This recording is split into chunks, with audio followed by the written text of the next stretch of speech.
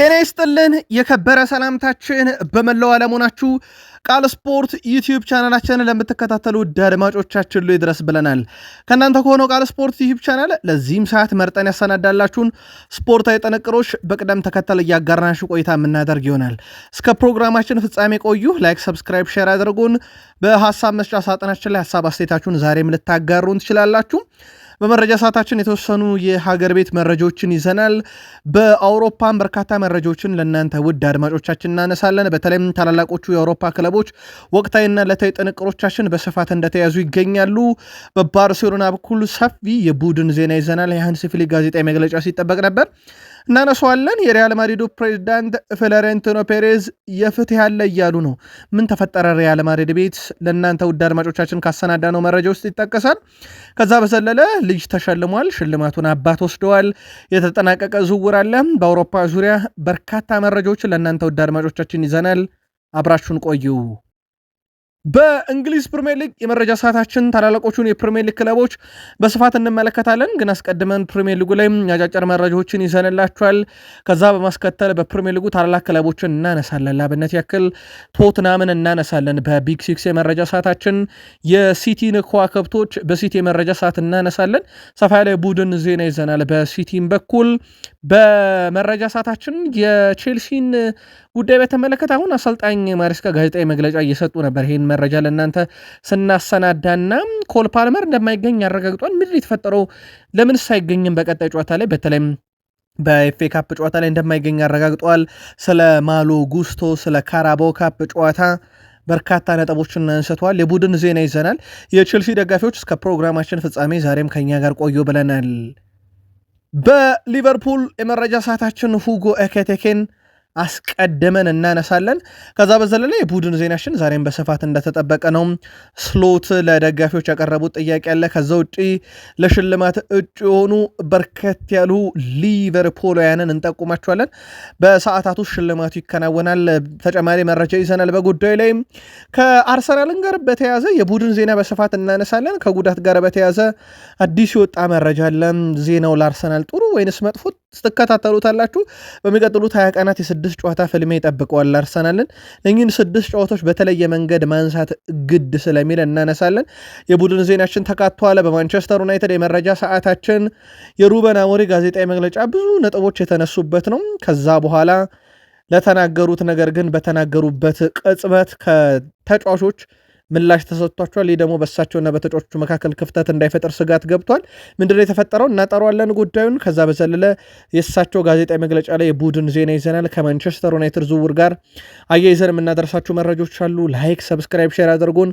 በሀሳብ መስጫ ሳጥናችን ላይ ሀሳብ አስተያየታችሁን እየጻፋችሁልን መረጃዎቻችንን ከሀገር ቤት እንጀምራለን። መልካም ቆይታ ተመኘን። በኢትዮጵያ ዋንጫ 3ኛ ዙር መርሃ ግብር አንድ ጨዋታ ዛሬ ተከናውኗል። በእርግጥ ሰዓትና ቀን የተቀየረለት ጨዋታ ነበረ። ጨዋታው በኢትዮጵያ ቡናና በመቀለ ሰባ እንደርታ መካከል የነበረ ጨዋታ ነው። ጨዋታውን መቀለ ሰባ እንደርታ በፍጹም አለሙ 28ኛ ደቂቃ ግብ 1-0 በሆነ ውጤት መርታት ተችሏል። በሁለተኛ ዙር ፋሲል ከነማን ያሸነፈው መቀለ ሰባ እንደርታ ሩብ ፍጻሜውን የተቀላቀለ 8ኛው ክለብ ሆኗል። ነገሌ አርሲ፣ ቦዲቲ ከተማ፣ ኢትዮጵያ መድን፣ መቻል፣ ቤንች ማጂ ቡና፣ ወልዋሎ አዲግራት ዩኒቨርሲቲ እና ሲዳማ ቡና ሌሎች ሩብ ፍጻሜ የገቡ ቡድኖች እንደሆኑ ይታወቃል። በቀጣይ እንግዲህ በኢትዮጵያ ዋንጫ አሸናፊ ሆነ በአፍሪካ መድረክ ኢትዮጵያን ወክሎ የሚሳተፍ አንድ ቡድን የምንለይበት ነው ከፕሪሚየር ሊጉ አሸናፊ በተጨማሪና እዚህ ውስጥ ትልልቆቹ ክለቦች በጊዜ እንደተሰናበቱበት ይታወቃል። ቡና ደግሞ ሌላኛው ተሰናባች ሆነዋል። የባየር ሙኒኩ አሰልጣኝ ቪንሰንት ኮምፓኒ የቤልጅየም የዓመቱ ምርጥ አሰልጣኝ ሽልማትን ተሸልመዋል። ታዲያ የአሰልጣኝ ቪንሰንት ኮምፓኒ ወላጅ አባት ናቸው በስፍራ ላይ የተገኙት። ሽልማቱን ሄዶ መረከብ አልቻለም። በዚህ ምክንያት አባቱ ተቀብለዋል። አሰልጣኝ ቪንሰንት ኮምፓኒ በሰጡት አስተያየትም ትልቅ ክብር ነው፣ ይህ ሽልማት ለእኔ ትልቅ ትርጉም አለው ሲሉ ተደምጠዋል። በባየር ሙኒክ በጣም አስደናቂ ቡድን ገንብተዋል። በቡንደስሊጋ 2 ጨዋታቸው ወጡ። በአውሮፓ ሻምፒዮንስ ሊግ በአርሰናል ተሸነፉ። ከዛ ውጭ ዓመቱን ሙሉ ቀሪ ጨዋታዎችን በድል ያጠናቀቀ ቡድን የገነቡት በቤልጅየም ታሪክም እንግዲህ ምናልባትም ከባየር ሙኒክ ጋር የሚጽፉት ሌሎች ታሪኮች በጣም ምርጡ አሰልጣኝ ላይ ስብላቸው የሚችል መንገድ ላይ ነው ያሉትና የቪንሰንት ኮምፓኒ ሽልማት በትልቁ መነጋገሪያ ሆኗል። ቪንሴንት ኮምፓኒም ከልብ አመሰግናለሁ፣ እጅግ አድርጌም አመሰግናለሁ ብሏል። ከሽልማቱ በኋላ እዛው ጀርመን እንቆይና መረጃዎችን እናጠቃልል። ባየር ሙኒክ ቤት ስላለን ሃሪኬን እናንሳ። ውድ ቤተሰቦቻችን በቡንደስሊጋ 77ኛ ጨዋታው ላይ ደርሷል። በዚህ ሳምንት ያደረገው 77ኛ ጨዋታ ነው። 80 ግቦችን አስቆጥሯል። ስለዚህ በአንድ ጨዋታ አንድ ግብ በላይ ማስቆጠር የሚችል ተጫዋች ሆኗል ማለት ነው። ይህ አጥቂ በዓመቱ መጨረሻ ከክለቡ ጋር ይልቀቅ አይልቀቅ በሚለው ጉዳይ ላይ የመጨረሻ ውሳኔ እስከዚህ ሰዓት ድረስ እንዳልተወሰነ ይታወቃል። ግን ሃሪኬን ቁጥሮቹ በጣም የገነኑም ሆኖ ተመልክተናል።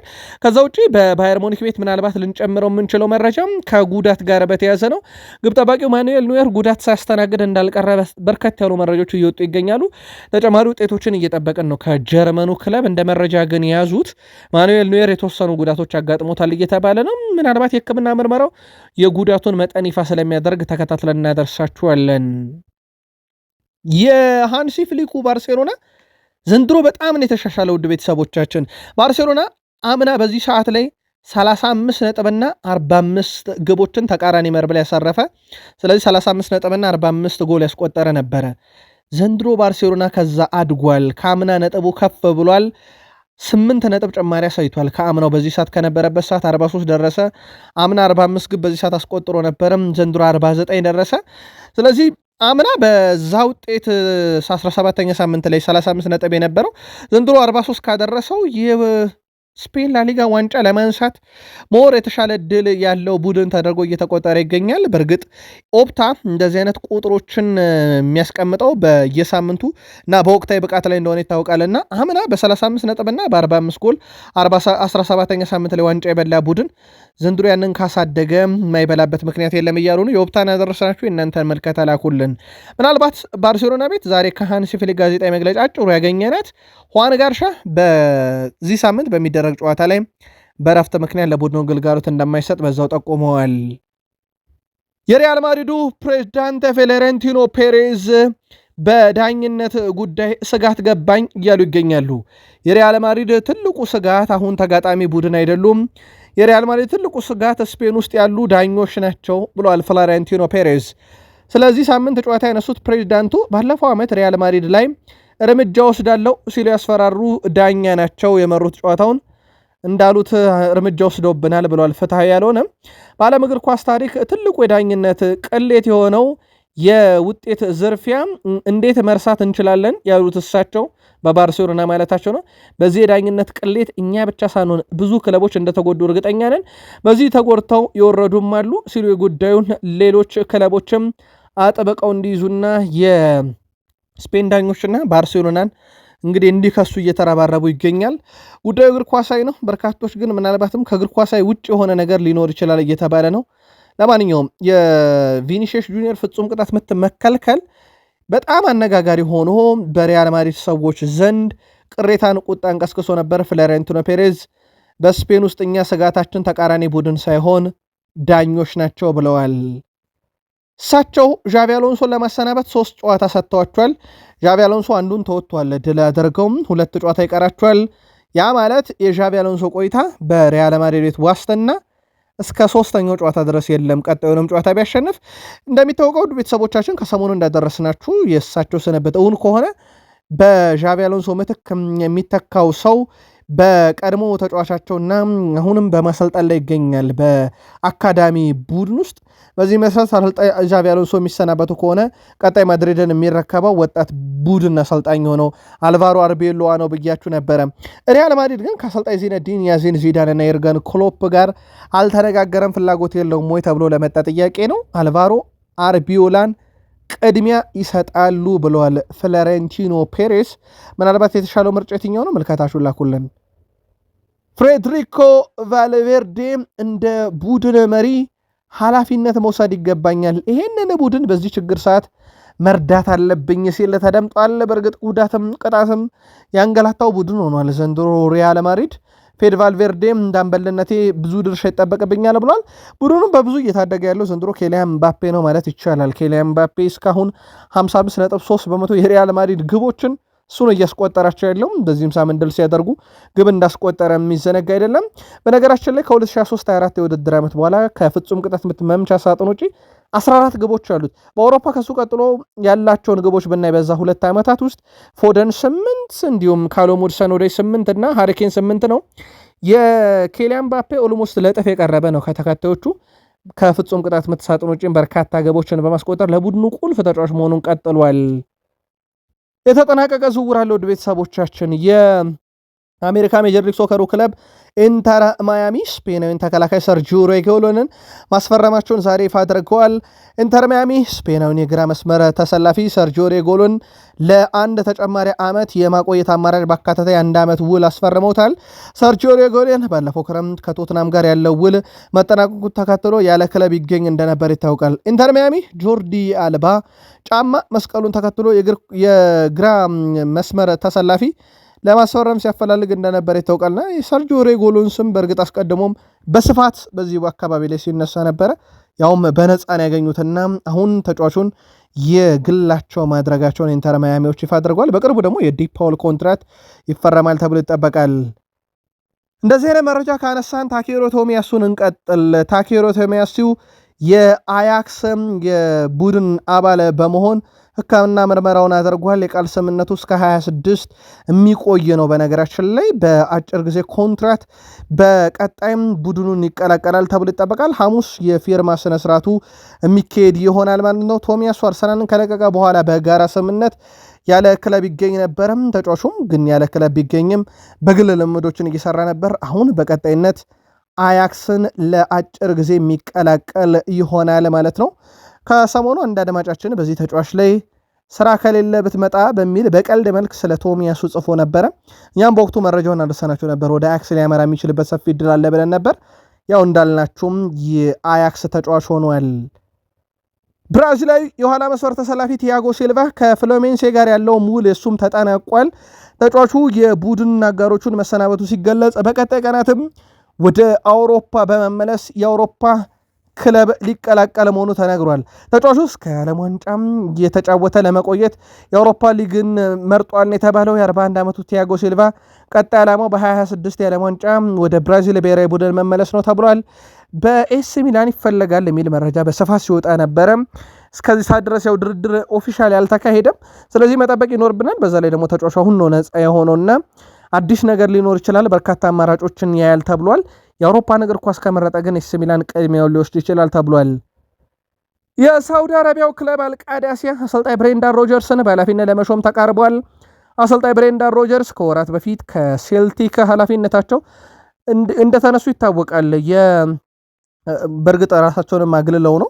በእርግጥ የቀድሞ የሊቨርፑልና የሌስተር ሲቲ አሰልጣኝ ብሬንዳን ሮጀርስ በስኬት ደረጃ ትልቅ የሚባል ስኬትም አላቸውም። በተለይም በቡድን ግንባታ ላይ በትልቁ ይጠቀሳሉ። ሊቨርፑልን ከክሎፕ በፊት ለዋንጫ በደንብ ሲሪየስ ተፎካካሪ ያደረጉት ሰው እንደነበሩ የሚዘነጋ አይደለም።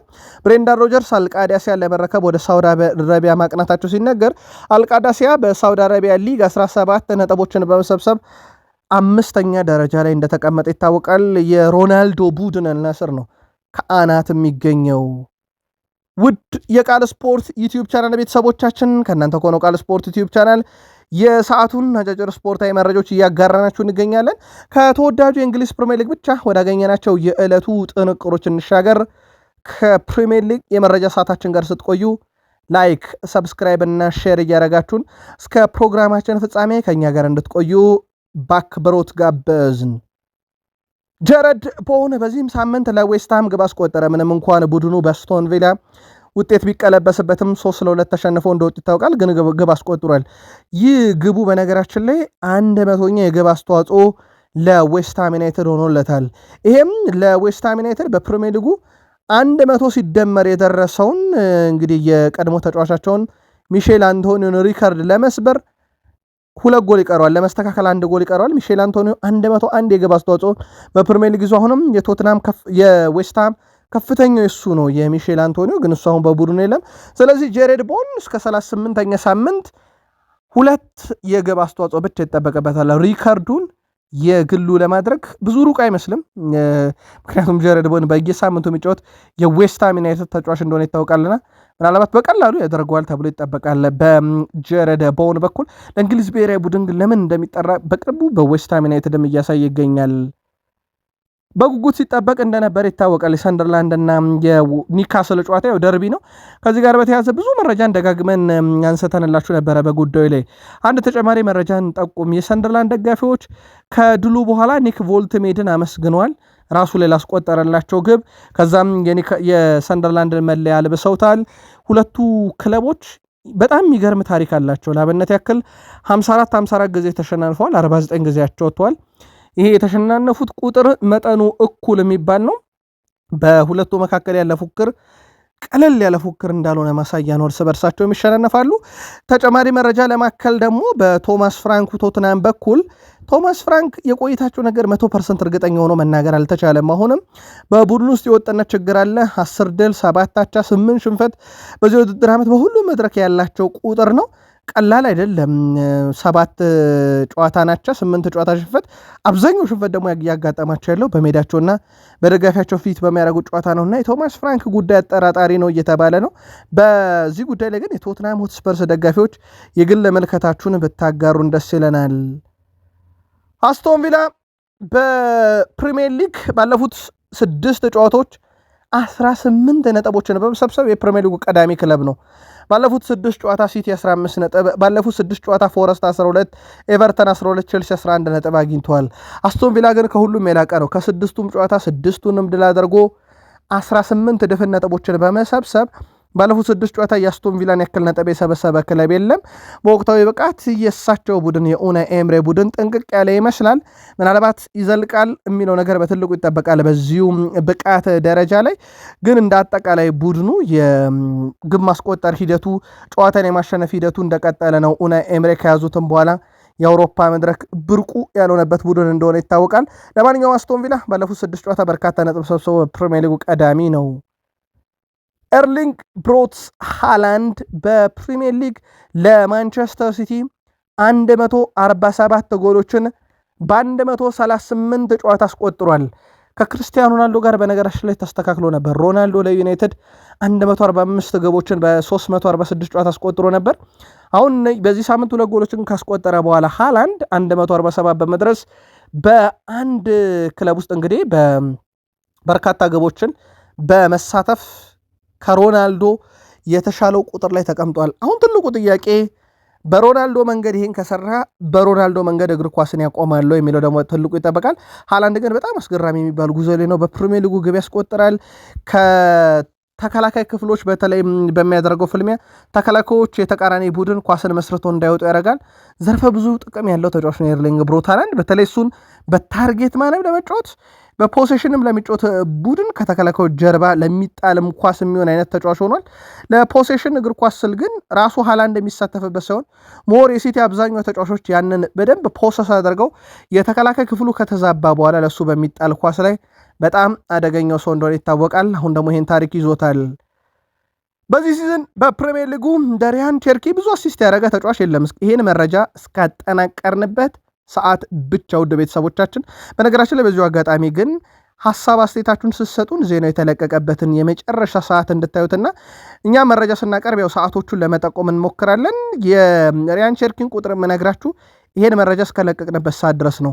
በማንቸስተር ሲቲ 6 የፕሪሚየር ሊግ ያለፉትን ጨዋታ ብቻ በ6 ጨዋታ ብቻ በዚህ ውድድር ዓመት እንዳጠቃላይ ቋሚ ሆኖ ተጫውቷል። እንግዲህ ፕሪሚየር ሊጉ 15ኛ ሳምንት ደርሷል። ግን 6 ነው የተጫወተው በቋሚነት 6 አሲስቶች ማድረግ ችሏል። ከምንም በላይ 36 ሚሊዮን ዩሮ ብቻ የወጣበት በጣም አስደናቂ በጣም ምርጡ ተጫዋች ሆኖ በጋርዲዮላ ስር እያየ ነው እንገኛለን። የማሬስካ ጋዜጣዊ መግለጫ ይጠበቅ ነበረ። ብዙ ነጥቦችን አንስቷል። እንደተጠበቀውም ለአብነት ያክል ግልጽ ማድረግ ያለብኝ ጉዳይ አለ ይላሉ እሳቸው። ምንድን ነው ሲባሉ ፓልመር አይጫወትም ብለዋል። ፓልመር በዚህ ሳምንት ጨዋታ እንደማያደርግ ተረጋግጧል። ምክንያቱ ግን ጉዳት አይደለም ብለዋል። እሱን መጠበቅ እሱን ማሳረፍ አለብን። ሙሉ 3 ጨዋታ በተከታታይ መጫወት አይችልም። ስለዚህ እሱን በዚህ ሳምንት በምናደርገው ጨዋታ ላይ ይገኘም ብለዋል። ሌላው ኤንዞ ማሬስካ ያነሱት ስለ ማሎ ጉስቶ ነው። ማሎን እና ሪስን በደንብ አይቻቸዋለሁ። በተለያየ ቦታዎች ይጫወታሉ፣ መጫወትም ይችላሉ። የሚያስፈልጉን የት እንደሆነ እንደ ጨዋታው ነው የምንወስነው ብለዋል። ሁለቱም የመስመር ተከላካዮች ናቸው፣ ነገር ግን አማካይ ሆነው መጫወት ይችላሉ። ማሎ ሌላ ጎል ስላስቆጠረ ደስ ብሎኛል፣ በዛ ቦታ ላይ ቢጫወት በሱንም እምነት አለኝ ብለዋል። ሞር ግን በ6 ቁጥር ቦታ ላይ ሪስ ጄምስን ከቅርብ ጊዜ ወዲህ እየተጠቀሙት እንደሆነ ይታወቃል። እሳቸው የቀመራቸው ምናልባት በቼልሲ ሰርቷል፣ በእንግሊዝ ብሔራዊ ቡድን ግን ራሳቸው ቶማስ ፍራንክ አልቀበለውም ያሉት ሲስተም እንደሆነ ይታወቃል። ኤንዞ ማሬስካ የካራቦ ካፕ ዋንጫን በተመለከተ ይህ ለደጋፊዎች ማሳካት የምፈልገው ነገር ነው። ክለቡ ባለው ታሪክ ሁሉ የግማሽ ፍጻሜ ለመድረስ በጣም ወሳኝ ልምድ አለውና ያንን እንጠቀማለን ብለዋል። ኤንዞ ማሬስካ የካራቦ ካፕ ዋንጫ ለደጋፊዎች ማሳካት የምፈልገው ነገር ነው ካሉ በኋላ ክለቡ ግን ያ ብቻ ህልሙ አይደለም፣ ትልልቅ ዋንጫዎችን ይፈልጋል ብለዋል። እንደ ፕሪሚየር ሊግ እንደ ሻምፒዮንስ ሊግ ሁሉ ያለ መድረክ እንደማለታቸው ነው። ያንንም እንጠራለን፣ ግን ዋንጫ ያስፈልገዋል ብለዋል። ምናልባት ቼልሲ ቤት አንድ ጥሩ ያየነው ነገር የመከላከል ክፍሉ ላይ የቡድኑ ወሳኞች አንድ ላይ ተጣምረው ተመልክተናቸዋል። ዌስሊ ፎፋና እና ትሮቫ ቻሎቫ እና ፎፋና አንድ ላይ በተሰለፉበት ጨዋታ ላይ በዘንድሮ የውድድር ዓመት እንግዲህ ክሊንሺቶች አሏቸው። አብዛኞቹ የተመዘገቡት በእነሱ ላይ ነው። አሁንም የመከላከል ክፍሉ ላይ ቼልሲ ጥንቅቅ ያለ ቡድን አይደለም፣ ቋሚውን ማወቅ የቸገረው ቡድን ሆኗል። በብቃት በጉዳትም አሁን ትሮቫ ቻሎቫ እና ፎፋና ሲሆኑ ሞር ቡድኑ ከግብ የሚቆጠርበት አይነት ቡድን ከመሆን እየራቀም ይገኛል። ሁጎ ኤኬቴኬ በፕሪሚየር ሊግ ሊቨርፑልን ተቀላቀለ።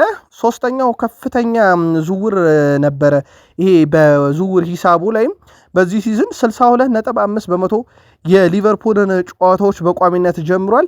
የሚበለጠው በአራት ተጫዋች ብቻ ነው፣ በአራት ተጫዋች ብቻ ነው ከፍተኛ ግብ አስቆጣሪ ኤርሊንግ ሃላንድ 17፣ ኢገር ቲያጎ 11፣ ዣን ፌሊፔ ማቴታ 7፣ ዲያኔ ዌልቤክ 7፣ ራሱ ሁጎ ኤኬቴኬ 7 አለው።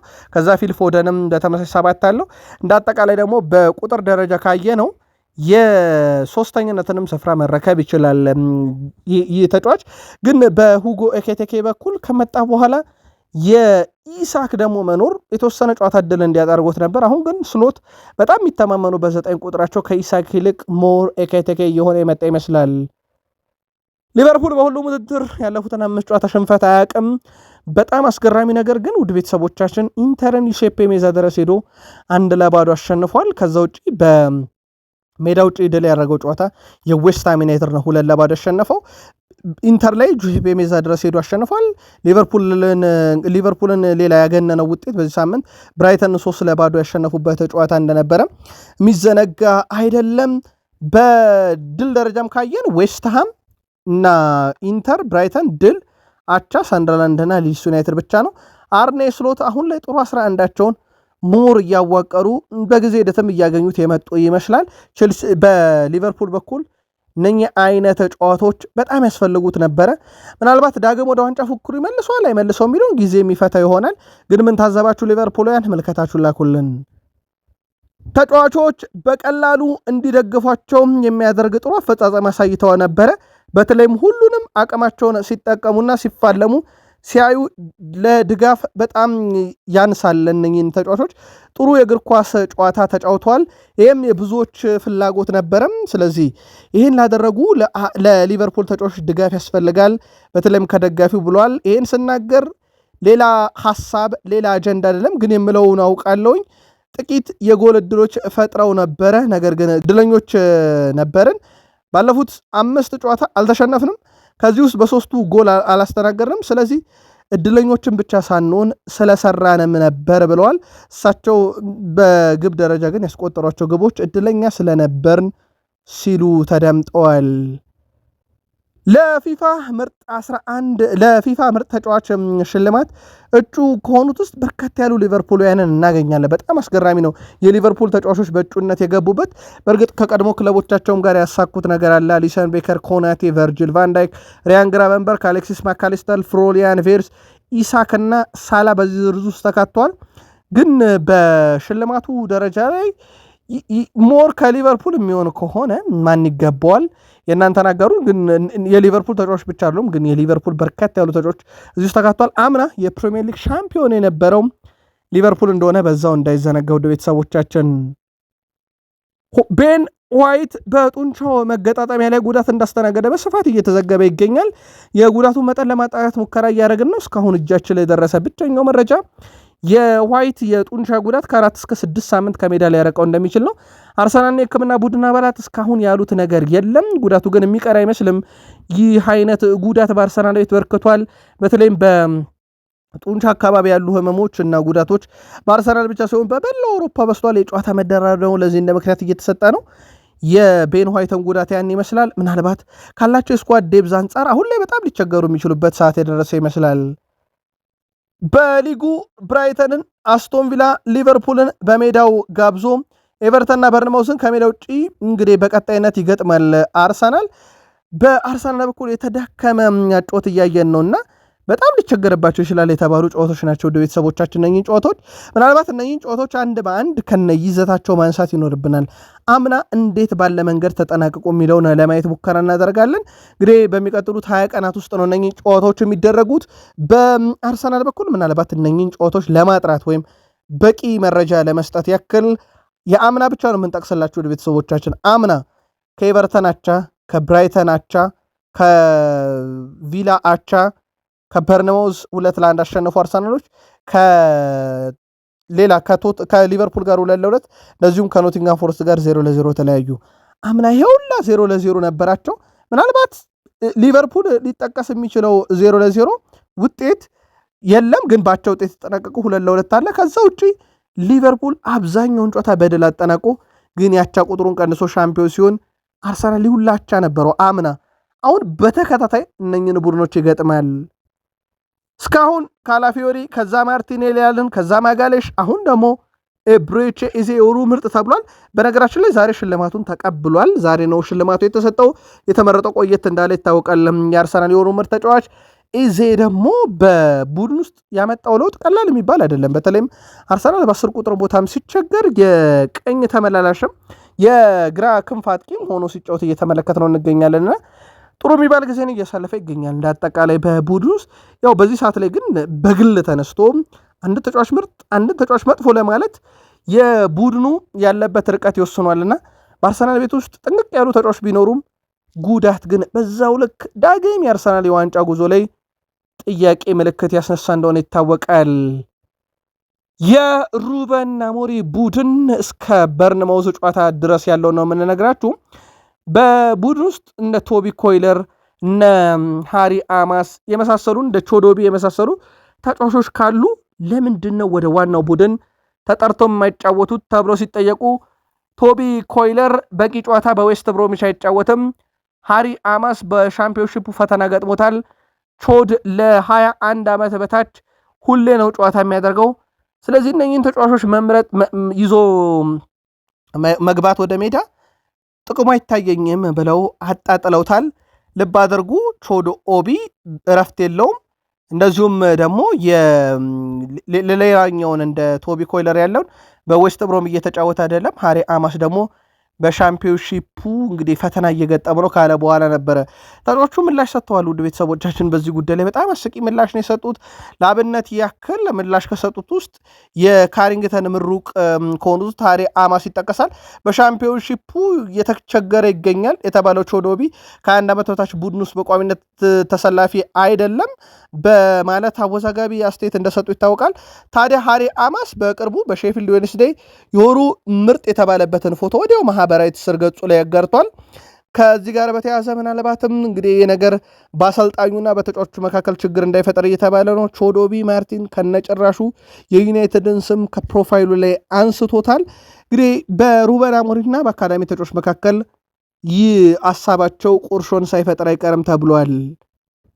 በማንቸስተር ዩናይትድ በኩል ሌላ ከሳቸው ሀሳብ ወይም ከሳቸው ጋዜጣዊ መግለጫ ያገኘናቸው ደግሞ እናደርሳችሁ ቤተሰቦቻችን ከሩበን አሞሪም ማለት ነው። አሰልጣኙ ሩበን አሞሪም የማንቸስተር ዩናይትድ አጨዋወት ዘይቤ ለመቀየር በማሰብ ላይ መሆናቸው ተገልጿል። አሰልጣኙ አማድ ዲያሎና ብራያን ቤሞ አለመኖርን ተከትሎ አጨዋወታቸውን ወደ ንጹህ 4-3-3 ለመቀየር ተዘጋጅተዋል።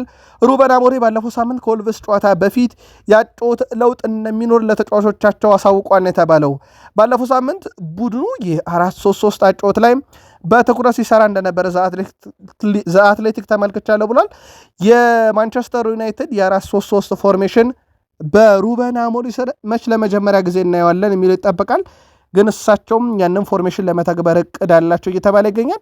ምናልባት ተጨማሪ መረጃ በዚሁ ለማድረስ ያክል ማንቸስተር ዩናይትድ አሜሪካዊን የበርንማውዝ አማካይ ታይለር አዳምስን በጥር የዝውውር መስኮት ወደ ቡድኑ ማምጣት በሚቻልበት ሁኔታ ላይ መረጃዎችን ሲያሰባስቡ እስከ 40 ሚሊዮን ዩሮ የውል ማፍረሻ አለው የሚል መረጃ ዩናይትድ ዘንድ ደርሷል። ያደረጉት የሆነ የሚለውን ቀጣይ ጥር ላይ እንጠብቅ፣ ወይም በክረምት። በማንቸስተር ዩናይትድ በኩል ግን ውድ ቤተሰቦቻችን ከበርንማውዙና ከዩናይትዱ ጨዋታ የምሽቱ 5 ሰዓት በፊት ይህን ዜና ከተከታተላችሁ ግምት፣ ከጨዋታው በኋላ የተከታተላችሁ ውጤት ጻፉልን። ቃል ስፖርት ዩቲዩብ ቻናል አበቃ።